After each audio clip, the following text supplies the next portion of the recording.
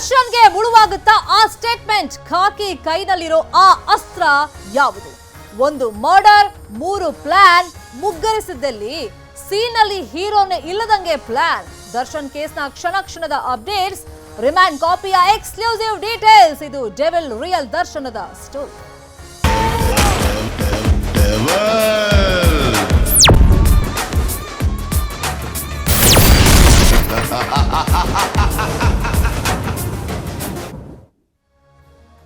ಚಿತ್ರದುರ್ಗದ ರೇಣುಕಾಸ್ವಾಮಿ ಸಾವಿಗೆ ಕಾರಣ ಏನು? ರೇಣುಕಾಸ್ವಾಮಿಗೆ ಹೇಗೆಲ್ಲ ಚಿತ್ರ ಹಿಂಸೆಯನ್ನ ಡಿ ಗ್ಯಾಂಗ್ ಕೊಟ್ಟಿತ್ತು? ರಿಮ್ಯಾಂಡ್ ಅರ್ಜಿಯಲ್ಲಿ ಪೊಲೀಸರು ಏನೆಲ್ಲ ಉಲ್ಲೇಖ ಮಾಡಿದ್ದಾರೆ? ಆ ಎಕ್ಸ್ಕ್ಲೂಸಿವ್ ಡೀಟೇಲ್ಸ್ ನ್ಯೂಸ್ 18ಗೆ ಲಭ್ಯವಾಗಿದೆ.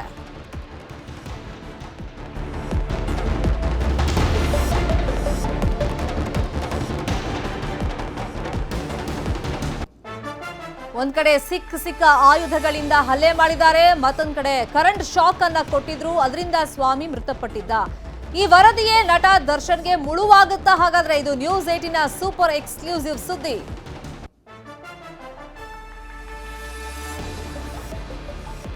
ಒಂದ್ ಕಡೆ ಹಲ್ಲೆ ಮಾಡಿದ್ದಾರೆ, ಮತ್ತೊಂದ್ ಕಡೆ ಕರೆಂಟ್ ಶಾಕ್ ಅನ್ನ ಕೊಟ್ಟಿದ್ದಾರೆ, ಚಿತ್ರ ಹಿಂಸೆಯನ್ನ ಕೊಟ್ಟಿದ್ದಾರೆ, ಟಾರ್ಚರ್ ಮಾಡಿ ಸಾಯಿಸಿದ್ದಾರೆ.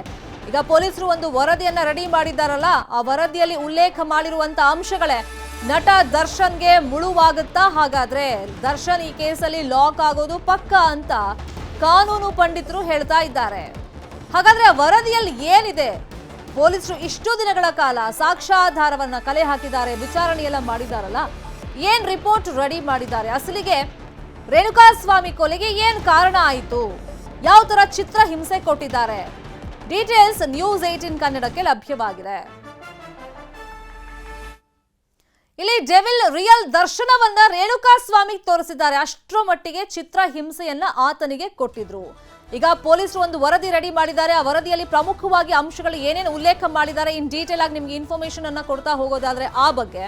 ರೇಣುಕಾಸ್ವಾಮಿ ದೇಹದ ಮೇಲೆ ಗಾಯದ ಗುರುತುಗಳು ಪತ್ತೆಯಾಗಿತ್ತು. ಅದರಿಂದಾನೇ ಪೊಲೀಸರಿಗೆ ಅನುಮಾನ ಬಂದಿದ್ದು. ಈ ಬಾಡಿ ರಾಜಕಾಲುವೆ ಪಕ್ಕದಲ್ಲಿ ಸಿಕ್ಕಂತ ಟೈಮ್ನಲ್ಲಿ ಅಲ್ಲಿ ಸಿಗರೆಟ್ ಇಂದ ಸುಟ್ಟಂತ ಗಾಯಗಳಿತ್ತು, ಮತ್ತೆ ವಿವಿಧ ಆಯುಧಗಳಿಂದ ಹಲ್ಲೆ ಮಾಡಿದಂತ ಗಾಯದ ಗುರುತುಗಳಿತ್ತು. ಹಾಗೆ ಹಲವೆಡೆ ಗಂಭೀರ ಸ್ವರೂಪದ ಗಾಯಗಳು ರೇಣುಕಾಸ್ವಾಮಿ ದೇಹದ ಮೇಲಿತ್ತು. ಗಂಭೀರ ಗಾಯ ಆಗಿತ್ತು. ರಕ್ತಸ್ರಾವದಿಂದ ರೇಣುಕಾಸ್ವಾಮಿ ಸ್ಥಳದಲ್ಲೇ ಸಾವನ್ನಪ್ಪಿದ್ದು ಕೂಡ ಬಯಲಿಗೆ ಬಂದಿದೆ. ಈ ಮಧ್ಯದಲ್ಲಿ ಮೊನ್ನೆಯಿಂದ ಶಾಕಿಂಗ್ ಸುದ್ದಿ ಅಂತಂದ್ರೆ ಶಾಕ್ ಟ್ರೀಟ್ಮೆಂಟ್ ಅನ್ನ ಆತನಿಗೆ ಕೊಟ್ಟಿರೋದು. ರೇಣುಕಾಸ್ವಾಮಿಗೆ ಪ್ರಜ್ಞೆ ತಪ್ಪಿ ಆತ ಬಿದ್ದಂತ ಟೈಮ್ನಲ್ಲಿ ಇಲ್ಲಿ ಒಂದು ಡಿವೈಸ್ ಅನ್ನ ತರ್ತಾರೆ. ಆ ಡಿವೈಸ್ ಮುಖಾಂತರ ಕರೆಂಟ್ ಶಾಕ್ ಅನ್ನ ಕೊಟ್ಟಿರೋದು ಕೂಡ ವಿಚಾರಣೆ ಸಂದರ್ಭದಲ್ಲಿ ಆರೋಪಿಗಳು ಹೇಳಿದ್ರು. ಪೊಲೀಸರು ಅದನ್ನ ಇನ್ವೆಸ್ಟಿಗೇಷನ್ ಮಾಡಿದಾಗ ಅದು ಸಾಬೀತು ಕೂಡ ಆಗಿದೆ. ಒಟ್ಟಲ್ಲಿ ಹಲ್ಲೆ, ಮತ್ತೊಂದ್ ಕಡೆ ಕರೆಂಟ್ ಶಾಕ್ ಕೊಟ್ಟಿದ್ರಿಂದಾಗಿ ರೇಣುಕಾಸ್ವಾಮಿ ಮೃತಪಟ್ಟಿದ್ದಾರೆ ಅಂತ ಹೇಳಿ ಪೊಲೀಸರು ಈ ಎಲ್ಲ ಅಂಶಗಳನ್ನ ಉಲ್ಲೇಖ ಮಾಡಿದ್ದಾರೆ. ಒಂದು ಶಾಕ್, ಮತ್ತೊಂದು ರಕ್ತಸ್ರಾವ. ತೀವ್ರ ರೀತಿಯಲ್ಲಿ ಬೇರೆ ಬೇರೆ ಆಯುಧಗಳಿಂದ ಹಲ್ಲೆ ಮಾಡಿದ್ರಿಂದ ರೇಣುಕಾಸ್ವಾಮಿ ಮೃತಪಟ್ಟಿದ್ದ. ಇನ್ನು ಈ ಸ್ಯಾಂಪಲ್ಗಳನ್ನ FSLಗೆ ಪೊಲೀಸರು ಕಳಿಸ್ಕೊಟ್ಟಿದ್ದಾರೆ. ಒಂದ್ ಕಡೆ ಚಿತ್ರ ಹಿಂಸೆ ಮಾಡಿರೋದು, ಕರೆಂಟ್ ಶಾಕ್ ಕೊಟ್ಟಿರೋದು, ಆ ಸ್ಯಾಂಪಲ್ಗಳನ್ನ ಕಲೆಕ್ಟ್ ಮಾಡಿ FSLಗೆ ಕಳಿಸ್ಕೊಟ್ಟಿದ್ರಲ್ಲ, ಸದ್ಯ FSL ರಿಪೋರ್ಟ್ಗೋಸ್ಕರ ಪೊಲೀಸರು ಕಾಯ್ತಾ ಇದ್ದಾರೆ. FSL ರಿಪೋರ್ಟ್ ಬಂದ ಮೇಲೆ ಈ ಕೇಸ್ ಮತ್ತಷ್ಟು ಸ್ಟ್ರಾಂಗ್ ಅಂತೂ ಅಫ್ಕೋರ್ಸ್ ಆಗೇ ಆಗುತ್ತೆ. ಆ ರಿಪೋರ್ಟ್ ಆಧಾರದ ಮೇಲೆ ಮುಂದೆ ಏನು ಮಾಡಬೇಕು ಅಂತ ಹೇಳಿ ಕಾನೂನು ರೀತಿಯಲ್ಲಿ ಪೊಲೀಸರು ಕ್ರಮಗಳನ್ನ ಕೈಗೊಳ್ಳುತ್ತಾರೆ. ಒಂದು ಕರೆಂಟ್ ಶಾಕ್, ಮತ್ತೊಂದು ತೀವ್ರ ರೀತಿಯಲ್ಲಿ ಆತನಿಗೆ ಹಲ್ಲೆ ಮಾಡಿರೋದು, ರಕ್ತಸ್ರಾವ ಆಗಿದೆ, ಆತ ಮೃತಪಟ್ಟಿದ್ದಾನೆ. ಇನ್ನು ಚಿತ್ರ ಹಿಂಸೆಯನ್ನ ಕೊಟ್ಟಿದ್ರಲ್ಲ, ಯಾವೆಲ್ಲ ಆಯುಧಗಳಿಂದ ಆತನಿಗೆ ಚಿತ್ರ ಹಿಂಸೆಯನ್ನ ಮಾಡಿದ್ರು, ಟಾರ್ಚರ್ ಮಾಡಿದ್ರು ಬೇಸಿಕಲಿ, ಆ ಬಗ್ಗೆನೂ ಕೂಡ ಪೊಲೀಸರು ಸಾಕ್ಷ್ಯಗಳನ್ನ ಸಂಗ್ರಹ ಮಾಡಿದ್ರು. ಸಿಕ್ಕ ವಸ್ತುಗಳಿಂದ ಹಲ್ಲೆ ಮಾಡಿದ್ದಾರೆ.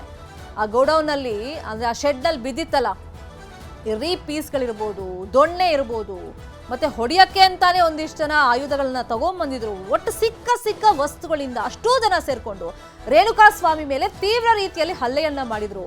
ಮತ್ತೆ ಒದ್ದಿದ್ರು ಕೂಡ, ತುಳಿದಿದ್ದಾರೆ, ಚಿತ್ರ ಹಿಂಸೆಯನ್ನ ಆತನಿಗೆ ಕೊಟ್ಟಿದ್ದಾರೆ. ಹಗ್ಗ, ದೊಣ್ಣೆ, ಮರದ ಕೊಂಬೆ ಇದೆಲ್ಲ ಬಳಸಿ ಆತನಿಗೆ ಸಿಕ್ಕ ಜಾಗಕ್ಕೆ ಹೊಡೆದಿದ್ದಾರೆ, ಕಾಲಿಂದ ಒದ್ದಿದ್ದಾರೆ, ಥಳಿಸಿದ್ದಾರೆ. ತೀವ್ರ ರೀತಿಯಲ್ಲಿ ರಕ್ತಸ್ರಾವ ಆಗಿದೆ. ಇಷ್ಟೆಲ್ಲ ಆದ್ಮೇಲೆ ಆತ ಪ್ರಜ್ಞೆ ತಪ್ಪಿ ಬಿದ್ದು ಬಿಡ್ತಾನೆ. ಪ್ರಜ್ಞೆ ತಪ್ಪಿ ಬಿದ್ದಾಗ ಧನ್ರಾಜ್ ಆರೋಪಿ ಈ ಡಿವೈಸ್ ಅನ್ನ ತರ್ತಾನೆ. ಮೆಗ್ಗರ್ ಡಿವೈಸ್ ತಂದು ಕರೆಂಟ್ ಶಾಕ್ ಅನ್ನ ಆತನಿಗೆ ಕೊಡ್ತಾರೆ. ಶಾಕ್ ಟಾರ್ಚ್ ನಿಂದ ಕಿರುಕುಳವನ್ನ ನೀಡಿರೋದು ಕೂಡ ತನಿಖೆ ಸಂದರ್ಭದಲ್ಲಿ ಬಯಲಿಗೆ ಬಂದಿದೆ. ಇದನ್ನು ಕೂಡ ಪೊಲೀಸರು ಗಂಭೀರವಾಗಿ ಪರಿಗಣಿಸಿದ್ದಾರೆ. ಮನೆಯಲ್ಲೇ ಶಾಕ್ ಟಾರ್ಚ್ ಇಟ್ಟಿದ್ದ ಈ ಧನ್ರಾಜ್ ಯಾರಿಗೆಲ್ಲ ಮುಂಚೆಯಿಂದ ಈ ತರ ಚಿತ್ರ ಹಿಂಸೆ ಕೊಟ್ಟಿದ್ದಾರೆ ಅನ್ನೋದ್ರ ಬಗ್ಗೆನೂ ಕೂಡ ಪೊಲೀಸರು ಈಗ ನಿಗಾ ವಹಿಸಿದ್ದಾರೆ. ಅದನ್ನೇ ಬಳಸಿ ರೇಣುಕಾಸ್ವಾಮಿಗೆ ಕರೆಂಟ್ ಶಾಕ್ ಅನ್ನ ಕೊಟ್ಟಿರೋದು. ಧನರಾಜೇ ಅವನೇ ಡಿಸೈಡ್ ಮಾಡ್ಕೊಂಡಿದ್ದನ್ನು ತಂದು ಅಂದ್ರೆ ಈ ತರ ಶಾಕ್ ಟ್ರೀಟ್ಮೆಂಟ್ ಅನ್ನ ಕೊಟ್ಟಿದ್ನ, ಅಥವಾ ದರ್ಶನ್ ನಿನ್ನ ಹತ್ರ ಒಂದು ಡಿವೈಸ್ ಇದೆಯಲ್ಲ ಕರೆಂಟ್ ಶಾಕ್ ಕೊಡೋದನ್ನ ತಗೊಂಬ ಅಂತ ಧನರಾಜ್ಗೆ ಹೇಳಿ ದರ್ಶನ್ ಸೂಚನೆ ಮೇರೆಗೆ ಧನರಾಜ್ ಅದನ್ನು ತಂದು ರೇಣುಕಾಸ್ವಾಮಿಗೆ ಕರೆಂಟ್ ಶಾಕ್ ಕೊಟ್ನ ಅನ್ನೋದು ವಿಚಾರಣೆ ಸಂದರ್ಭದಲ್ಲಿ ಬಯಲಿಗೆ ಬರಬೇಕು. ಸದ್ಯಕ್ಕೆ ಈ ಶಾಕ್ ಟಾರ್ಚ್ ಧನರಾಜ್ ಬಟ್ಟೆಗಳನ್ನ ಪೊಲೀಸರು ಸೀಸ್ ಮಾಡಿಕೊಂಡಿದ್ದಾರೆ. ಇದೆಲ್ಲ ಪ್ರಮುಖ ಅಂಶಗಳು. FSL ರಿಪೋರ್ಟ್ ಈ ಕೇಸಲ್ಲಿ ಡಿ ಗ್ಯಾಂಗ್ಗೆ ಮುಳುವಾಗೋದು ಖಂಡಿತ ಅಂತ ಹೇಳಲಾಗ್ತಾ ಇದೆ. ಇದೇ ವಿಚಾರವಾಗಿ ಇನ್ನಷ್ಟು ಡೀಟೇಲ್ ಆಗಿ ಇನ್ಫಾರ್ಮೇಶನ್ ಕೊಡೋದಕ್ಕೆ ನೇರ ಸಂಪರ್ಕದಲ್ಲಿ ಜಾಯಿನ್ ಆಗಿದ್ದಾರೆ ನಮ್ಮ ರಿಪೋರ್ಟರ್ ಮುನಿರಾಜು. ಬಗದಷ್ಟು ಈ ಪ್ರಕರಣದಲ್ಲಿ ದಿನ ಕಳೆದಂತೆ ಶಾಕಿಂಗ್ ಸುದ್ದಿಗಳು ಹೊರಬರ್ತಾ ಇದೆ. ಸೊ ಈ ಶಾಕಿಂಗ್ ಸುದ್ದಿಗಳು, ಒಂದ್ ಕಡೆ ಸಾಕ್ಷ್ಯಗಳು, ಪೊಲೀಸರು ಮೆನ್ಷನ್ ಮಾಡಿರುವಂತಹ ಪ್ರಮುಖ ಪಾಯಿಂಟ್ಸ್ಗಳು ದರ್ಶನ್ ಗ್ಯಾಂಗ್ಗೆ ಮುಳುವಾಗೋದು ಖಂಡಿತ ಅಂತ ಹೇಳಲಾಗ್ತಾ ಇದೆ. ಒಂದ್ ಕಡೆ ಆತ ಸಾವನ್ನಪ್ಪಿದ ಹೆಂಗೆ, ಯಾವ್ಯಾವ ಆಯುಧ ಬಳಸಿದ್ರು, ಯಾವ ತರ ಟಾರ್ಚರ್ ಕೊಟ್ರು ಅಂತ ಪೊಲೀಸರು ಅಫಿಷಿಯಲ್ ಆಗಿ ಮೆನ್ಷನ್ ಮಾಡಿದ್ದಾರೆ. ಖಂಡಿತ ಶರ್ಮಿತಾ, ಈ ಒಂದು ವರದಿಯನ್ನ ನೋಡಿದ್ರೆ ಎಲ್ಲೊಂದ್ ಕಡೆ ದರ್ಶನ್ ಈ ಒಂದು ಕೇಸ್ನಲ್ಲಿ ಫಿಕ್ಸ್ ಆಗೋದು ಪಕ್ಕಾ ಅನ್ನುವಂತ ಮಾಹಿತಿಗಳು ಕೂಡ ಈಗ ಪೊಲೀಸರ ತನಿಖೆಯಿಂದ ಗೊತ್ತಾಗಿದೆ. ಏನು ಪ್ರಮುಖವಾಗಿ ಮೆಡಿಕಲ್ ರಿಪೋರ್ಟ್ ಏನಿದೆ, ಆ ಒಂದು ಮೆಡಿಕಲ್ ರಿಪೋರ್ಟ್ ಅನ್ನ ನೋಡಿದ್ರೆ ಏನು ಅವ್ರು ಯಾವ ರೀತಿ ಆತನಿಗೆ ಒಂದು ಚಿತ್ರ ಹಿಂಸೆಯನ್ನು ಕೊಟ್ಟಿದ್ದಾರೆ ಮತ್ತೆ ಏನೆಲ್ಲ ಒಂದು ದೇಹದ ಮೇಲೆ ಗಾಯಗಳಿದೆ ಅನ್ನೋದನ್ನ ನೋಡಿದ್ರೆ ಖಂಡಿತವಾಗಿಯೂ ಬಹಳ ಕ್ರೂರವಾಗಿ ಆತನನ್ನ ಆ ಒಂದು ಸ್ಥಳದಲ್ಲಿ ಕೊಲೆ ಮಾಡಿದ್ದಾರೆ ಅಂತೇಳಿ ಗೊತ್ತಾಗುತ್ತೆ.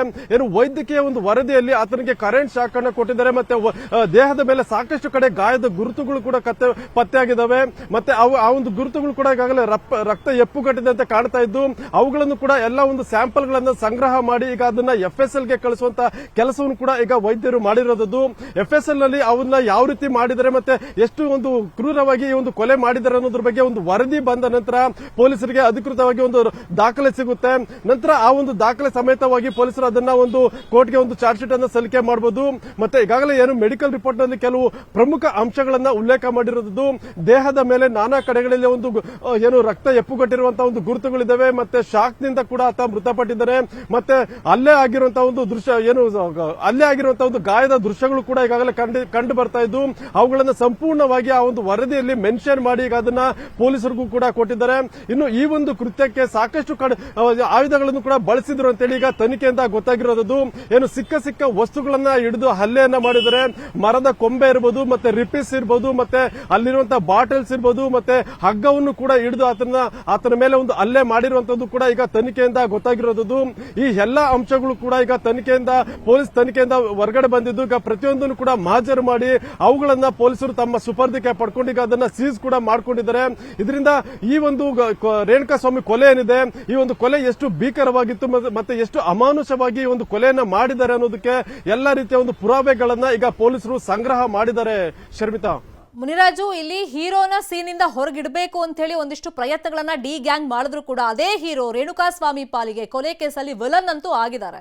ಈಗ ಆ ಗ್ಯಾಂಗ್ ಚಿತ್ರ ಹಿಂಸೆ ಕೊಟ್ಟಿರೋದಂತೂ ಪೊಲೀಸರು ಆ CCTV ಸಾಕ್ಷ್ಯಾಧಾರ ಇರಬಹುದು, ಒಂದಿಷ್ಟು ಆಯುಧಗಳನ್ನ ವಶಕ್ಕೆ ಪಡ್ಕೊಂಡಿದ್ದಾರೆ, ಆರೋಪಿಗಳ ಸ್ಟೇಟ್ಮೆಂಟ್ಗಳನ್ನ ಪಡ್ಕೊಂಡಿದ್ದಾರೆ. ಇಲ್ಲಿ ದರ್ಶನ್ ಪಾತ್ರ ಇಂಪಾರ್ಟೆಂಟ್ ಆಗುತ್ತೆ. ಕೊಲೆ ಆದಂತ ಟೈಮ್ನಲ್ಲಿ ದರ್ಶನ್ ಇರಲಿಲ್ಲ ಅಂತ ಆರೋಪಿಗಳು ಹೇಳ್ತಿದ್ದಾರೆ. ದರ್ಶನ್ ಖುದ್ದಾಗಿ ಈ ಸ್ಟೇಟ್ಮೆಂಟ್ ಅನ್ನ ಕೊಟ್ಟಿದ್ದಾರೆ. ಬಟ್ ದರ್ಶನ್ ಯಾವ ತರ ಚಿತ್ರ ಹಿಂಸೆ ಕೊಟ್ಟಿದ್ರು ಅನ್ನೋದು ಕೂಡ ಪ್ರಮುಖ ಅಂಶ.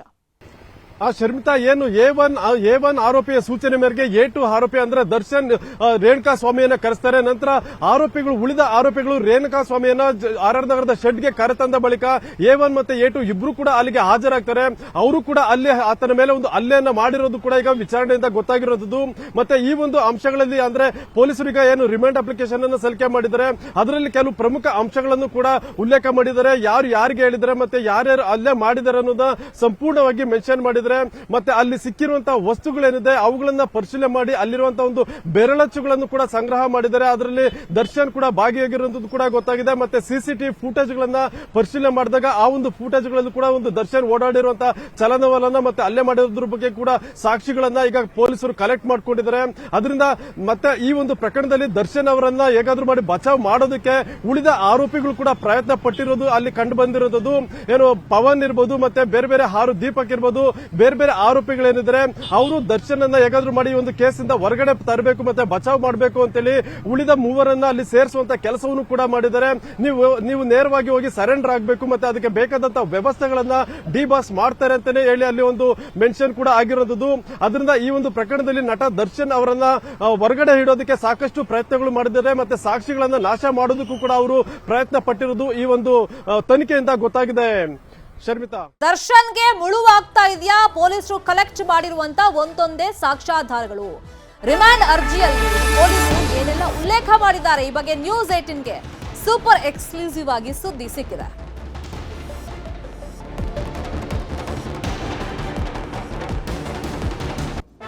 ಪ್ರಮುಖವಾಗಿ ಇಲ್ಲಿ ರೇಣುಕಾ ಸ್ವಾಮಿ ಕೊಲೆ ಆಯ್ತಲ್ಲ, ಆ ದಿನ ದರ್ಶನ್ ಧರಿಸಿದ್ದ ಶೂ ಹಾಗೇನೆ ಬಟ್ಟೆಯನ್ನ ಪೊಲೀಸರು ವಶಕ್ಕೆ ಪಡ್ಕೊಂಡಿದ್ದಾರೆ. ಕೊಲೆ ದಿನದಂದು ಬಟ್ಟೆ ಹಾಗೇನೆ ಶೂ ಧರಿಸಿದ್ರಲ್ಲ ದರ್ಶನ್, ಅದು ಎಲ್ಲಿ ಸಿಕ್ತು ಹಾಗಾದ್ರೆ ಪೊಲೀಸರಿಗೆ? ಫಸ್ಟ್ RR ನಗರದ ನಿವಾಸಕ್ಕೆ ದರ್ಶನ್ ರನ್ನೇ ಕರ್ಕೊಂಡು ಹೋಗ್ತಾರೆ. ಮಧ್ಯರಾತ್ರಿ ಕರ್ಕೊಂಡು ಹೋದಂತ ಟೈಮ್ನಲ್ಲಿ ಕೊಲೆ ದಿನ ಅವ್ರು ಧರಿಸಿದ್ದಂತ ಶೂ ಸಿಗೋದಿಲ್ಲ, ಬಟ್ಟೆನೂ ಕೂಡ ಸಿಕ್ಕಿರೋದಿಲ್ಲ. ಹಾಗಾದ್ರೆ ಎಲ್ಲಿ ಸಿಗುತ್ತೆ ಅದು? ಇದು ಕೂಡ ಈ ಕೇಸಲ್ಲಿ ದರ್ಶನ್ ಸಿಕ್ಕಾಕೊಂಡ್ಬಿಡೋದಕ್ಕೆ ಪ್ರಬಲ ಸಾಕ್ಷಿ ಅಂತೇಳಿ ಪೊಲೀಸರು ಕನ್ಸಿಡರ್ ಮಾಡಿದ್ದಾರೆ.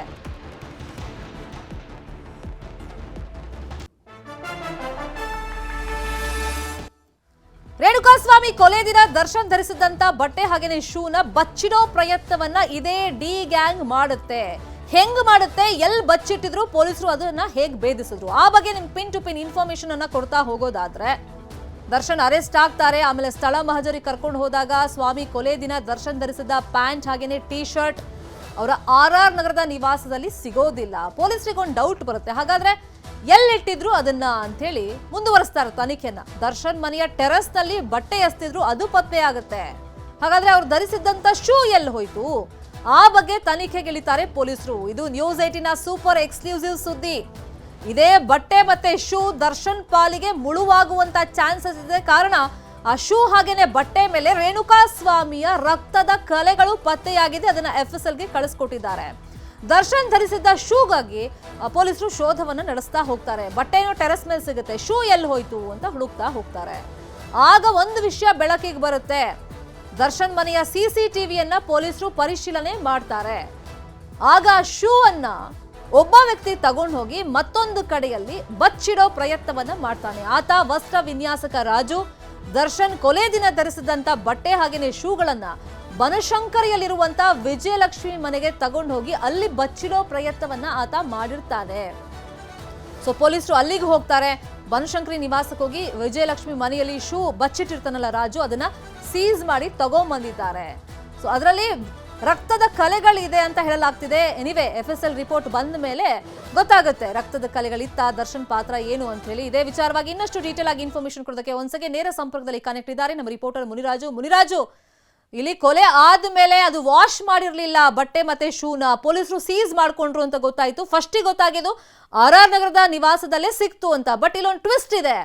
ವಸ್ತ್ರ ವಿನ್ಯಾಸಕ ರಾಜು ಅದನ್ನ ತಗೊಂಡು ವಿಜಯಲಕ್ಷ್ಮಿ ಮನೆಯಲ್ಲಿ ಅದನ್ನ ಅವ್ರಿಗೆ ಗೊತ್ತಿದ್ದು ಮುಚ್ಚಿಟ್ಟಿದ್ನ, ಗೊತ್ತಿಲ್ಲದೆ ಮುಚ್ಚಿಟ್ಟಿದ್ನ? ಈ ಕೇಸಲ್ಲಿ ವಿಜಯಲಕ್ಷ್ಮಿನೇನಾದ್ರೂ ಕರೆಸೋ ಚಾನ್ಸಸ್ ಇದೆಯಾ ವಿಚಾರಣೆಗೆ? ಶರ್ಮಿತಾ, ಏನು ಕೊಲೆ ಆದ ದಿನ ಏನು ದರ್ಶನ್ ಧರಿಸಿದಂತ ಒಂದು ಜೀನ್ಸ್ ಪ್ಯಾಂಟ್ ಮತ್ತೆ ಟಿ ಶರ್ಟ್ ಏನಿದೆ ಮತ್ತೆ ಒಂದು ಶೂ ಏನಿದೆ ಅವುಗಳನ್ನ ಪತ್ತೆ ಮಾಡೋದಕ್ಕೆ ಪೊಲೀಸರು ತನಿಖೆಯನ್ನ ಮಾಡ್ತಾರೆ. ಯಾಕಂದ್ರೆ ಈ ಒಂದು ಪ್ರಕರಣದಲ್ಲಿ ಅವು ಕೂಡ ಮೇನ್ ವಿಟ್ನೆಸ್ ಆಗುತ್ತೆ. ಆ ಒಂದು ಬಟ್ಟೆಗಳ ಮೇಲೆ ಮತ್ತೆ ಶೂನ ಮೇಲೆ ಏನಾದ್ರು ರಕ್ತದ ಕಲೆಗಳೇನಾದ್ರೂ ಕಂಡು ಬಂದ್ರೆ ಅದನ್ನ FSLಗೆ ರವಾನೆ ಮಾಡಿ ಅಲ್ಲಿ ಆ ಒಂದು ಕಲೆಗಳ ಬಗ್ಗೆ ಒಂದು ಮಾಹಿತಿಯನ್ನ ಮತ್ತೆ ಒಂದು ರಿಪೋರ್ಟ್ ಅನ್ನ ತೆಗೆದುಕೊಳ್ಬಹುದು. ಅದರಿಂದ ಆ ಒಂದು ಬಟ್ಟೆ ಮತ್ತೆ ಶೂಗಳನ್ನ ಪತ್ತೆ ಮಾಡೋ ಸಲುವಾಗಿ ಪೊಲೀಸರು ತನಿಖೆ ಮಾಡ್ತಾರೆ. ನಂತರ ದರ್ಶನ್ ಮನೆಗೆ ಹೋಗಿ ಪರಿಶೀಲನೆ ಮಾಡಿದಾಗ ಅಲ್ಲಿ ದರ್ಶನ್ ಒಂದು ಏನು ಕಬೋರ್ಡ್ ಏನಿದೆ ಅಲ್ಲಿ ಎಲ್ಲೂ ಕೂಡ ಒಂದು ಬಟ್ಟೆಗಳು ಪತ್ತೆ ಆಗೋದಿಲ್ಲ. ನಂತರ ಮನೆಯ ಒಂದು ಮೇಲ್ಭಾಗದ ಒಂದು ಟೆರೆಸ್ ಏನಿದೆ ಆ ಒಂದು ಟೆರೆಸ್ ನಲ್ಲಿ ಶೋಧ ಮಾಡಬೇಕಾದ್ರೆ ಒಂದು ಡಬ್ಬದಲ್ಲಿ ಬಟ್ಟೆಗಳು ಕೂಡ ಪತ್ತೆ ಆಗಿದ್ದಾವೆ. ನಂತರ ಆ ಒಂದು ಬಟ್ಟೆಗಳನ್ನ ದರ್ಶನ್ಗೆ ತೋರಿಸಿದಾಗ ಅದೇ ಬಟ್ಟೆಗಳನ್ನ ಅವತ್ತು ಧರಿಸಿದ್ದಾಗಿ ದರ್ಶನ್ ಕೂಡ ಹೇಳ್ತಾರೆ. ಆ ನಂತರ ದರ್ಶನ್ ಅವತ್ತು ಧರಿಸಿದಂತ ಒಂದು ಶೂ ಏನಿದೆ ಆ ಒಂದು ಶೂಗಳನ್ನ ಪರಿಶೀಲನೆ ಮಾಡಬೇಕು, ನೋಡ್ಬೇಕು ಅಂತೇಳಿ ಮನೆಯ ಒಂದು ಕೆಳಭಾಗದಲ್ಲಿರುವಂತಹ ಒಂದು ಏನು ಬೇಸ್ಮೆಂಟ್ ಗೆ ಬಂದು ನೋಡಿದಾಗ ಅಲ್ಲಿ ಆ ಒಂದು ಶೂಗಳು ಕಾಣೋದಿಲ್ಲ. ನಂತರ ಅಲ್ಲಿದ್ದಂತ ಕೆಲವು ಸಿಬ್ಬಂದಿಗಳನ್ನ ಕೇಳ್ತಾರೆ, ಎಲ್ಲೋಯ್ತು ಇಲ್ಲಿರುವಂತಹ ಶೂಗಳು ಅಂತೇಳಿ. ಆಗ ರಾಜು ಎಂಬಾತನನ್ನ ಅಲ್ಲಿದ್ದಂತ ಸೆಕ್ಯೂರಿಟಿ ಗಾರ್ಡ್ ಹೇಳ್ತಾನೆ ರಾಜು ತೆಗೆದುಕೊಂಡು ಹೋಗಿದ್ದಾನೆ ಅಂತೇಳಿ. ನಂತರ ಕೂಡಲೇ ರಾಜುನನ್ನ ಸಂಪರ್ಕ ಮಾಡಿದಾಗ ಆತ ಆ ಒಂದು ಶೂ ಮತ್ತೆ ಕೆಲವು ಬೆಲೆ ಬಾಳುವ ವಸ್ತುಗಳನ್ನ ವಿಜಯಲಕ್ಷ್ಮಿ ಅವರ ಮನೆಗೆ ತೆಗೆದುಕೊಂಡಿದ್ದಾಗಿ ಒಂದು ಮಾಹಿತಿಯನ್ನು ಕೊಡ್ತಾರೆ.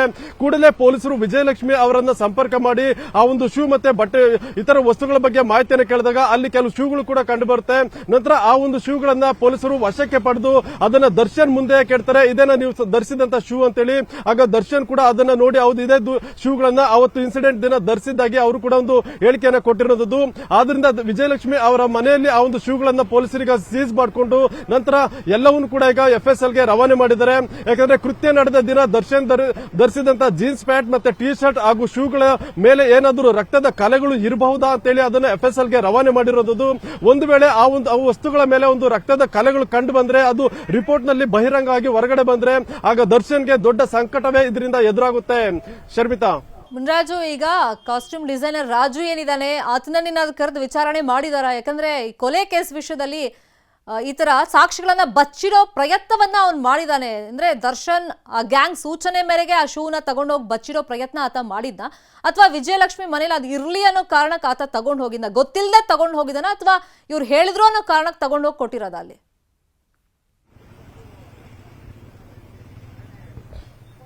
ಶರ್ಮಿತಾ, ಈಗಾಗಲೇ ಆ ಒಂದು ವಿಚಾರವಾಗಿಯೂ ಕೂಡ ಈಗಾಗಲೇ ರಾಜುನನ್ನ ಪೊಲೀಸರು ಒಂದು ವಶಕ್ಕೆ ಪಡೆದು ವಿಚಾರಣೆ ಕೂಡ ಮಾಡಿರೋದು. ಯಾಕಂದ್ರೆ ಅದು ಪ್ರಮುಖ ಎವಿಡೆನ್ಸ್ ಆಗಿರೋದ್ರಿಂದ ಅದನ್ನ ಸಾಗಾಟ ಮಾಡೋದಕ್ಕೆ ಅಥವಾ ಅಲ್ಲಿ ತೆಗೆದುಕೊಂಡು ಇಡೋದಕ್ಕೆ ಯಾರಾದ್ರೂ ಹೇಳಿದ್ರ ಅಥವಾ ಯಾರಾದ್ರೂ ಅದನ್ನು ತೆಗೆದುಕೊಂಡು ಬಂದು ಇಲ್ಲಿ ಇಡೋದಕ್ಕೆ ಸೂಚನೆ ಕೊಟ್ಟಿದ್ರ ಅನ್ನೋ ಒಂದು ಅಂಶಗಳು ಕೂಡ ಮುಖ್ಯ ಆಗುತ್ತೆ.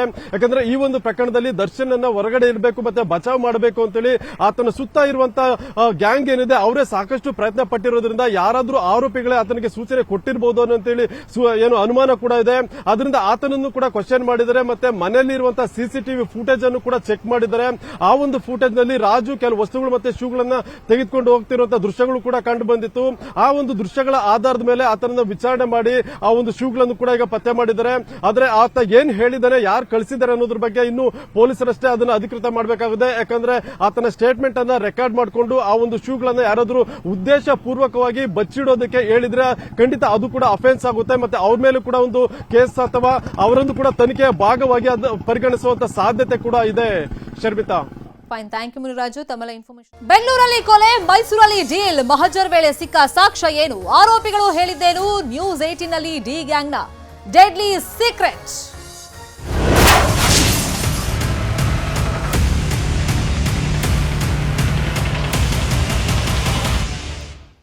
ರೇಣುಕಾಸ್ವಾಮಿ ಕೊಲೆ ಕೇಸ್ ತನಿಖೆ ಚುರುಕುಗೊಳಿಸಿದ್ದಾರೆ ಪೊಲೀಸರು. ಡಿ ಗ್ಯಾಂಗ್ಗೆ ಫುಲ್ ಡ್ರಿಲ್ ಮಾಡ್ತಾ ಇದ್ದಾರೆ ಖಾಕಿ. ಘಟನೆ ಬಗ್ಗೆ ದರ್ಶನ್ 4 ಸಹಚರರ ವಿಚಾರಣೆ ಮಾಡಲಾಗಿದೆ. ವಿನಯ್, ನಾಗರಾಜು, ಲಕ್ಷ್ಮಣ್, ಪವನ್ಗೆ ಪೊಲೀಸರು ಡ್ರಿಲ್ ಅನ್ನ ಮಾಡಿದ್ದಾರೆ. ಬೆಂಗಳೂರಲ್ಲಿ ಕೊಲೆ ಆದ್ಮೇಲೆ ಮೈಸೂರಿಗೆ ದರ್ಶನ್ ಶಿಫ್ಟ್ ಆದ್ಮೇಲೆ ಆರೋಪಿಗಳು ಅಲ್ಲೂ ಹೋಗ್ತಾರೆ. ಈ ಕೇಸನ್ನ ಹೇಗ್ ಮುಚ್ಚಾಕ್ಬೇಕು, ಯಾರು ಹೋಗಿ ಸರೆಂಡರ್ ಆಗ್ಬೇಕು, ಏನ್ ಕಾರಣ ಹೇಳಬೇಕು, ಎಲ್ಲ ಮಾತುಕತೆಯನ್ನ ಮೈಸೂರಲ್ಲೇ ಮಾಡಿರ್ತಾರೆ. 4ರನ್ನ ಈಗ ಪ್ರತ್ಯೇಕವಾಗಿರಿಸಿ ಖಾಕಿ ವಿಚಾರಣೆಯನ್ನ ಮಾಡಿದೆ. ಘಟನೆ ಬಗ್ಗೆ 4 ಆರೋಪಿಗಳು ವಿನಯ್, ನಾಗರಾಜು, ಲಕ್ಷ್ಮಣ್, ಪವನ್ ಎಳೆಯಾಗಿ ಬಿಚ್ಚಿಟ್ಟಿದ್ದಾರೆ. ಸೀನ್ ಟು ಸೀನ್ ಎಕ್ಸ್ಪ್ಲೈನ್ ಮಾಡಿದ್ದಾರೆ. ಇನ್ನು ನಿನ್ನೆ ನಾವು ನೋಡಿದ್ವಿ ಮೈಸೂರಿಗೆ ಆರೋಪಿ ನಾಗರಾಜ್ ಹಾಗೆಯೇ ಲಕ್ಷ್ಮಣನ್ನ ಪೊಲೀಸರು ಕರ್ಕೊಂಡು ಹೋಗಿ ಅಲ್ಲಿ ಮಹಜರನ್ನ ಮಾಡಿದ್ದಾರೆ.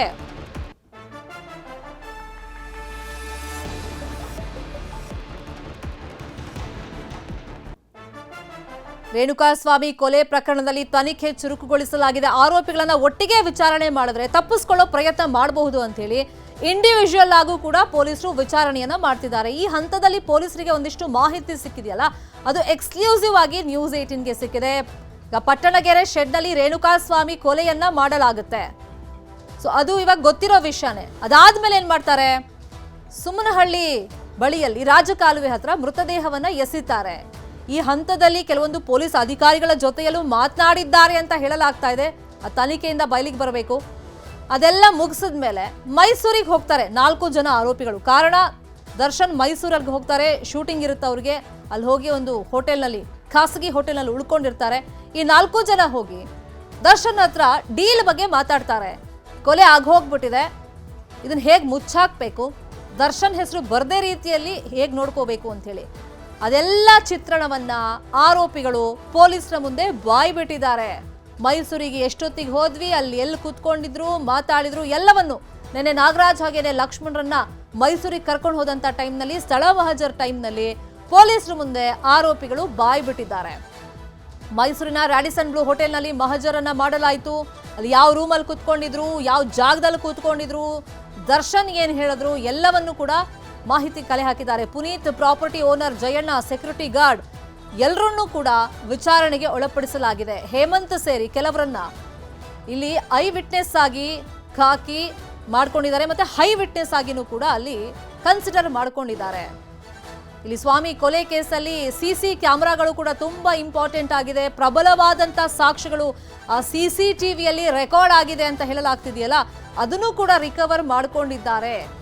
ಅದರಲ್ಲಿ ಕೆಲವೊಂದು ಆರೋಪಿಗಳ ವಿಚಾರಣೆ ಸಂದರ್ಭದಲ್ಲಿ ಅವರು ಒಪ್ಕೊಳ್ತಾ ಇರ್ಲಿಲ್ವಲ್ಲ, ಆ CCTV ಫುಟೇಜ್ ತೋರಿಸಿ ನೋಡಿ ಇದು ಮಾಡಿದಿರಲ್ಲ ಅಂತ ಕೇಳಿದಾಗ ಆಗ ಹೌದು ಈ ಪ್ರಕರಣದಲ್ಲಿ ನಮ್ಮ ಲಿಂಕ್ ಹೆಂಗಿದೆ ಅಂತ ಹೇಳಿ ಆರೋಪಿಗಳು ಬಾಯ್ಬಿಟ್ಟಿದ್ದಾರೆ ಅಂತ ಗೊತ್ತಾಗಿದೆ.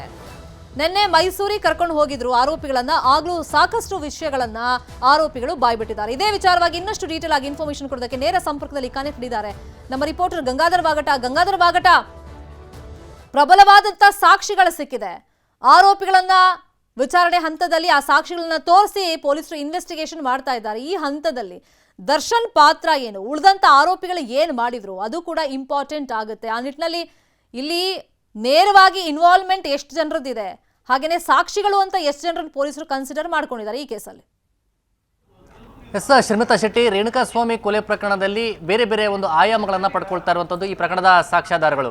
ಆದರೆ ಪ್ರಮುಖವಾಗಿ ದರ್ಶನವನ್ನು ವಿಚಾರಣೆ ಮಾಡಿದಂಥ ಸಂದರ್ಭದಲ್ಲಿ ಸರಿಯಾಗಿ ಸ್ಪಷ್ಟವಾದಂಥ ಉತ್ತರ ಆಗಿರ್ಬೋದು, ಅಥವಾ ಎಲ್ಲಿದ್ದೆ ಎಲ್ಲೋದೆ ಮತ್ತು ಏನು ಘಟನೆಗಳ ಸಂದರ್ಭದಲ್ಲಿ ಯಾರ ಜೊತೆಯಲ್ಲಿದ್ದರು, ಯಾರ್ಯಾರು ಎಲ್ಲೆಲ್ಲಿ ಹೋಗಿದ್ರು ಅನ್ನೋದ್ರ ಬಗ್ಗೆ ಸರಿಯಾದಂಥ ಮಾಹಿತಿಯನ್ನು ನೀಡ್ತಾ ಇಲ್ಲ. ಆದರೆ ದರ್ಶನ್ ಜೊತೆ ಅವತ್ತು ಮಧ್ಯಾಹ್ನ ಏನೊಂದು ಪಾರ್ಟಿಯನ್ನು ಸ್ಟೋನಿ ಬ್ರೂಕಲ್ಲಿ ಮಾಡಿದ್ರು. ಅದಾದ ಬಳಿಕ ಇವ್ರ ಜೊತೆಯಲ್ಲಿ ಮೈಸೂರಿಗೆ ಹೋಗುವಂಥವ್ರಿಗೂ ಕೂಡ ಇವರ ಜೊತೆಯಲ್ಲಿದ್ದಂಥದ್ದು ಆರೋಪಿಗಳಾಗಿರುವಂಥ ಲಕ್ಷ್ಮಣ್ ಆಗಿರ್ಬೋದು ಮತ್ತು ಆತನ ಆಪ್ತ ನಾಗರಾಜು. ಇದೇ ಕಾರಣಕ್ಕೋಸ್ಕರ ನಾಗರಾಜು ಮತ್ತೆ ಲಕ್ಷ್ಮಣ್ ಇಬ್ಬರನ್ನೂ ಕೂಡ ಮೈಸೂರಿಗೆ ನೆನ್ನೆ ಮಹಜರ್ಗೆ ಕರ್ಕೊಂಡೋಗಿ ಆ ಒಂದು ಹೋಟೆಲಲ್ಲಿ ಮಾಜರ್ ಮಾಡಲಾಯಿತು. ಆ ಮಾಜರಲ್ಲಿ ಸಂದರ್ಭದಲ್ಲಿ ಹೋಟೆಲಲ್ಲಿ ಯಾರ್ಯಾರ ಜೊತೆಯಲ್ಲಿದ್ರು, ಮತ್ತೆ ಯಾವ ಟೇಬಲ್ ಮೇಲೆ ಇವರೆಲ್ಲ ಮೀಟಿಂಗ್ ಮಾಡಿದ್ರು, ಮತ್ತೆ ಯಾವ ಹೋಟೆಲ್ನ ಹೊರಗಡೆ ಎಲ್ಲಿ ಇವರು ಮೀಟಿಂಗ್ ಮಾಡಿ ಈ ಒಂದು ಹಣಕಾಸಿನ ವ್ಯವಹಾರದ ಬಗ್ಗೆ ದರ್ಶನ್ ಅವರ ಆರೋಪಿಗಳಿಗೆ ಅಭಯವನ್ನ ನೀಡಿದ್ರು ಅನ್ನೋದ್ರ ಬಗ್ಗೆ ಕೂಡ ಆರೋಪಿಗಳು ಬಾಯ್ಬಿಟ್ಟಿರುವಂತದ್ದು. ಜೊತೆಯಲ್ಲಿ ವಿನಯ್ ಆಗಿರಬಹುದು, ಮತ್ತೊಬ್ಬ ಆರೋಪಿ ಪವನ್ ಮತ್ತೆ ಪವಿತ್ರ ಗೌಡಗೂ ಮತ್ತೆ ದರ್ಶನ್ ಇಬ್ಬರಿಗೂ ಕೂಡ ಅತ್ಯಾಪ್ತನಾಗಿದ್ದ. ಇವರಿಬ್ಬರ ಒಂದು ಸೂಚನೆಯಂತೆ ಇತ್ತ ಕೆಲಸ ಮಾಡಿದಂಥದ್ದು. ಇದೇ ಕಾರಣಕ್ಕೆ ವಿನಯ್, ಪವನ್ ಮತ್ತೆ ಲಕ್ಷ್ಮಣ್, ನಾಗರಾಜ್ ಈ ನಾಲ್ವರನ್ನ ಹೆಚ್ಚುವರಿಯಾಗಿ ಪ್ರತ್ಯೇಕವಾಗಿರಿಸಿ ನಾಲ್ವರನ್ನ ವಿಚಾರಣೆ ಮಾಡುವಂತ ಸಂದರ್ಭದಲ್ಲಿ ಇವರೆಲ್ಲರೂ ಕೂಡ ಘಟನೆಯ ಬಗ್ಗೆ ಸಂಪೂರ್ಣವಾಗಿ ಬಾಯ್ಬಿಟ್ಟಿದ್ದಾರೆ. ಪಟ್ಟಣಗೆರೆ ಶೆಡ್ ಆಗಿರಬಹುದು, ಮತ್ತೆ ಆರ್ ನಗರದ ಮನೆ ಆಗಿರಬಹುದು, ಮತ್ತೆ ಮೈಸೂರಿಗೆ ಹೋಗಿದ್ದಂತ ಆಗಿರಬಹುದು, ಮತ್ತೆ ಅಲ್ಲಿಂದ ಬಂದಂತ ಸಂದರ್ಭದಲ್ಲಿ ಹಣಕಾಸಿನ ವ್ಯವಹಾರದಲ್ಲಿ ಯಾರ್ಯಾರಿಗೆ ಎಷ್ಟೆಷ್ಟು ಹಣವನ್ನ ಕೊಡಲಾಗುತ್ತೋ, ಮತ್ತೆ ಅಲ್ಲಿ ಪ್ರದೂಷ್ ಅಂದ್ರೆ ದೀಪಕ್ ಕರ್ಕೊಂಡೋದಂತ ಮೈಸೂರಿಗೆ ಕರ್ಕೊಂಡೋದಂತ ಸಂದರ್ಭದಲ್ಲಿ ಅಲ್ಲಿ ಏನೆಲ್ಲ ಮಾತುಕತೆ ಆಗಿತ್ತು, ಈ ಎಲ್ಲ ಒಂದು ಅಂಶಗಳನ್ನ ಇವರು ಬಾಯ್ಬಿಟ್ಟಿದ್ದಾರೆ. ಇದೇ ಕಾರಣಕ್ಕೋಸ್ಕರ ಮತ್ತೆ ಇವರ ಒಬ್ಬ ವಿಡಿಯೋ ರೆಕಾರ್ಡ್ ಮಾಡ್ಕೊಂಡು ಅಂದ್ರೆ ಪೊಲೀಸರು ಕೂಡ ಹೇಳಿಕೆಯನ್ನು ದಾಖಲು ಮಾಡಿಕೊಳ್ಳೋದ್ರ ಜೊತೆಯಲ್ಲಿ ಅವರ ವಿಡಿಯೋ ರೆಕಾರ್ಡ್ ಕೂಡ ಮಾಡ್ಕೊಂಡಿರುವಂಥದ್ದು. ಮತ್ತೆ ಈ ಪ್ರಕರಣದಲ್ಲಿ ಹೈ ವಿಟ್ನೆಸ್ ಆಗಿ ಅಲ್ಲಿ ಪಟ್ಟಣಗೆರೆ ಶೆಡ್ನಲ್ಲಿರುವಂತಹ ಸೆಕ್ಯೂರಿಟಿ ಆಗಿರ್ಬೋದು, ಮತ್ತೆ ಮೃತದೇಹ ಸಿಕ್ಕಂತ ಸಂದರ್ಭದಲ್ಲಿ ಸೆಕ್ಯೂರಿಟಿಯನ್ನು ದೂರು ಕೊಟ್ಟಿದ್ರು ಆ ಸೆಕ್ಯೂರಿಟಿ, ಮತ್ತೆ ಜಯಣ್ಣ ಆಗಿರ್ಬೋದು, ಮತ್ತೆ ಈ ಒಂದು ಪ್ರಕರಣದಲ್ಲಿ ಪುನೀತ್ ಇವರೆಲ್ಲರ ಆ ಒಂದು ಏನು ಹೇಳಿಕೆಗಳಿದೆ ಇವರೆಲ್ಲರನ್ನು ಕೂಡ ಹೈ ವಿಟ್ನೆಸ್ ಆಗಿ ತೆಗೆದುಕೊಂಡು ಕೋರ್ಟ್ನಲ್ಲಿ 164 ಹೇಳಿಕೆಯನ್ನು ದಾಖಲು ಮಾಡಿಕೊಳ್ಳುವಂಥ ನಿಟ್ಟಿನಲ್ಲಿ ಪೊಲೀಸರು ಸಿದ್ಧತೆಯನ್ನು ಮಾಡ್ಕೊಂಡಿದ್ದಾರೆ. ಇದೇ ಕಾರಣಕ್ಕೋಸ್ಕರ ಅವರ ನಾಲ್ವರನ್ನು ತೀವ್ರ ವಿಚಾರಣೆಯನ್ನು ಮಾಡಿ ದರ್ಶನ್ನ ಮತ್ತೆ ಈ ಒಂದು ಕೊಲೆಯ ನಂತರ ಅದಾದ ಬಳಿಕ ಅಂದ್ರೆ ಹಿಂದೆ ಏನೆಲ್ಲ ವಿಚಾರಗಳನ್ನು ನಡೆದಿತ್ತು ಇವೆಲ್ಲವೂ ಕೂಡ ಅವ್ರ ನಾಲ್ವರಿಗೆ ಪ್ರಮುಖವಾಗಿ ಗೊತ್ತಿರುವಂತಹ ವಿಚಾರ. ಪವನ್ಗೆ ಈ ಒಂದು ಕೊಲೆಯಾಗ ಕಾರಣ ಏನು ಅನ್ನೋದು ಅವನಿಗೆ ಸ್ಪಷ್ಟವಾಗಿ ಗೊತ್ತಿರುವಂಥದ್ದು. ಹೀಗಾಗಿ ಅವರನ್ನ ಪ್ರತ್ಯೇಕವಾಗಿರಿಸಿ ತೀವ್ರ ವಿಚಾರಣೆ ಮಾಡುವಂತಹ ಸಂದರ್ಭದಲ್ಲಿ ಎಲ್ಲರೂ ಕೂಡ ಘಟನೆ ಬಗ್ಗೆ ಸಂಪೂರ್ಣವಾಗಿ ಬಾಯ್ಬಿಟ್ಟಿದ್ದಾರೆ. ಅದೆಲ್ಲವನ್ನು ಕೂಡ ಸಾಕ್ಷ್ಯಾಧಾರವಾಗಿ ಪರಿಗಣನೆ ಮಾಡಿಕೊಳ್ಳಲಾಗಿರುವಂಥದ್ದು. ಶ್ರೀಮತಾ ಶೆಟ್ಟಿ, ಗಂಗಾಧರ್, ಇಲ್ಲಿ ಮೇಜರ್ ಆಗಿ CCTV ಫುಟೇಜ್ ಸಿಕ್ಕರೆ ಸಾಕಾಗ್ಬಿಡುತ್ತೆ ಪೊಲೀಸರಿಗೆ, ಅದನ್ನೇ ತೋರಿಸಿ ಆರೋಪಿಗಳನ್ನ ಲಾಕ್ ಮಾಡ್ಬೋದು. ಈಗ ನಾಳೆ ಕಸ್ಟಡಿ ಅಂತ್ಯವಾಗುತ್ತೆ, ಮತ್ತೆ ಕಸ್ಟಡಿಗೆ ಪಡ್ಕೊಳ್ತಾರಾ ಅಥವಾ ಜುಡಿಷಿಯಲ್ ಕಸ್ಟಡಿಗೆ ಒಪ್ಸಲಾಗುತ್ತಾ, ಇದೆಲ್ಲ ಪ್ರಶ್ನೆಗಳ ಮಧ್ಯದಲ್ಲಿ ಈ ಹೊಡೆದ್ರಲ್ಲ ಶೆಡ್ನಲ್ಲಿ, ಸೊ ಅಲ್ಲಿ CCTV ಇರಲಿಲ್ಲ ಅಂತ ಜನನೂ ಪ್ರಶ್ನೆ ಕೇಳ್ತಾ ಇದ್ದಾರೆ. ಎಸ್, ಪ್ರಮುಖವಾಗಿ ಅಂದರೆ ನಾವು ಇತ್ತೀಚಿನ ದಿನಗಳ ತನಿಖಾ ಸಂದರ್ಭದಲ್ಲಿ ನೋಡುವಂಥ ಸಂದರ್ಭದಲ್ಲಿ ಪಟ್ಟಣಗೆರೆ ಶೆಡ್ನಲ್ಲಿ ಪ್ರತಿ ಹಂತದಲ್ಲೂ ಕೂಡ CC ಕ್ಯಾಮ್ರಾಗಳಿದ್ದಾವೆ. ಯಾಕಂದರೆ ಅದು ಆ ಗಾಡಿಗಳನ್ನು ಸೀಸ್ ಮಾಡುವಂಥದ್ದು ಅವರು ಜಯಣ್ಣ ಅಂತ ಏನೋ ಓನರ್ ಇದ್ದಾರೆ, ಅವರು ಬೇರೆಯವ್ರಿಗೆ ಅದು ಕಿಶೋರ್ ಅನ್ನೋರಿಗೆ ಅದು ಕೊಟ್ಟಿರುವಂಥದ್ದು ಲೀಸ್ಗೆ. ಆದರೆ ಲೀಸ್ಗೆ ಕೊಟ್ಟಿದ್ರು ಸಹ ಆ ವಿನಯ್ ಅದನ್ನು ಅಲ್ಲಿ ನೋಡ್ಕೊಳ್ತಾ ಇದ್ದ, ಮತ್ತು ಬೇರೆ ಬೇರೆ ರೀತಿಯಲ್ಲಿ ಇವರು ವ್ಯವಹಾರಿಕ ಅಲ್ಲೂ ಅದೆಲ್ಲ ಕೂಡ ಅಲ್ಲಿ ನಡೀತಾ ಇತ್ತು, ಮತ್ತು ಬೇರೆಯವರು ಕೂಡ ಹಲ್ಲೆ ಮಾಡಿದ್ರು ಆರೋಪಗಳಿದೆ. ಆದರೆ ಅವತ್ತು ರೇಣುಕಾ ಸ್ವಾಮಿಯನ್ನು ಹಲ್ಲೆ ಮಾಡಿರುವಂಥ ವಿಡಿಯೋ ಕೂಡ, ಮತ್ತು ಅದ್ರ ಬಗ್ಗೆ ಏನೊಂದು ರಿಮ್ಯಾಂಡ್ ಅಪ್ಲಿಕೇಶನ್ ಏನು ಬಂದ ಕೋರ್ಟ್ ಕೋರ್ಟ್ಗೆ ಕೊಟ್ಟಿದ್ರು. ಕೋರ್ಟಲ್ಲೂ ಕೂಡ ಉಲ್ಲೇಖವನ್ನ ಮಾಡಿದ್ದಾರೆ. ಇವರು ಸಿಕ್ಕದಲ್ಲಿ ದೊಣ್ಣೆಗಳಲ್ಲಿ ಹೊಡೆದರೆ, ಕಾಲಿಂದ ತುಳಿದಿದ್ದಾರೆ, ಮತ್ತೆ ಇವೆಲ್ಲವೂ ಕೂಡ ಆ ಫುಟೇಜ್ ಅಲ್ಲಿ ರೆಕಾರ್ಡ್ ಆಗಿರೋ ಬಗ್ಗೆ ಮಾಹಿತಿ ಇದೆ. ಮತ್ತೆ ವಿಡಿಯೋವನ್ನ ಕಮಿಷನರ್ ಕೂಡ ಸಿಎಂಗೆ ತೋರಿಸಿರುವಂತ ಬಗ್ಗೆ ಕೂಡ ಮಾಹಿತಿ ಸಿಕ್ಕಿತ್ತು. ಹೀಗಾಗಿ ಸಾಕ್ಷ್ಯಾಧಾರಗಳು ಏನಿದೆ ಅವೆಲ್ಲ ಟೆಕ್ನಿಕಲ್ ಎವಿಡೆನ್ಸ್, CCTV ಕ್ಯಾಮೆರಾಗಳಿದಾವೆ, ಅವು ಒಂದು ಕಡೆ ಆದ್ರೆ ಆರೋಪಿಗಳಿಂದಲೂ ಕೂಡ ಮತ್ತೆ ಸಾಕ್ಷಿಗಳು ಏನು ಪ್ರತ್ಯಕ್ಷ ಆಗಿರ್ಬೋದು, ಪರೋಕ್ಷ ಆಗಿರ್ಬೋದು ಅಥವಾ ಸಾಂದರ್ಭಿಕ ಸಾಕ್ಷಿಗಳನ್ನು ಕೂಡ ಕಲೆ ಹಾಕಬೇಕಾಗುತ್ತೆ. ಈಗ ನಾಳೆ ಅವರನ್ನ ಕೋರ್ಟ್ಗೆ ಅಂದ್ರೆ ನಾಳೆ ಕಸ್ಟಡಿ ಅಂತ್ಯ ಆಗುತ್ತೆ, ಪ್ರೊಡ್ಯೂಸ್ ಮಾಡಲಾಗುತ್ತೆ. ಮೊನ್ನೆ ಅವರು ಕಸ್ಟಡಿಗೆ ತೆಗೆದುಕೊಳ್ಳೋದು ಮಹಜರ್ ಪ್ರಕ್ರಿಯೆಗಳ ವಿಚಾರವಾಗಿ. ಶರ್ಮಿತಾ ಶೆಟ್ಟಿ, ಕಾದ್ ನೋಡೋಣ ಏನೆಲ್ಲ ಬೆಳವಣಿಗೆ ಆಗುತ್ತೆ. Thank you so much Gangadhar Vagata, ತಮ್ಮೆಲ್ಲ ಇನ್ಫಾರ್ಮೇಶನ್